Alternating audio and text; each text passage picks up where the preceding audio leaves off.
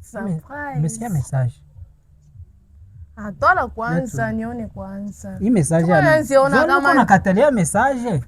Sawa basi ona. Ona message basi. Uko wapi bebe?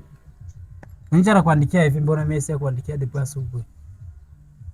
Tuanze ona. Hapana. Si rafiki yangu Glorieze huyu. Hii jina ni Glorieze hii.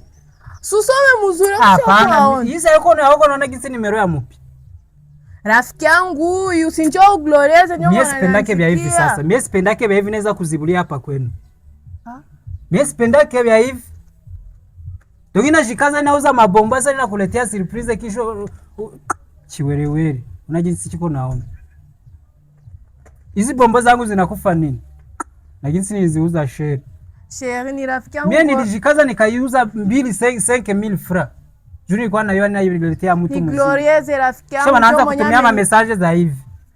Basi kuandika bebe ni probleme. Mimi sipendake vya hivi naweza kuzibula. Uko unanisikia? Mimi njoo naitaka Mr. M. Unanisikia? Unaniwa mzuri? Unacho. Mimi naenda.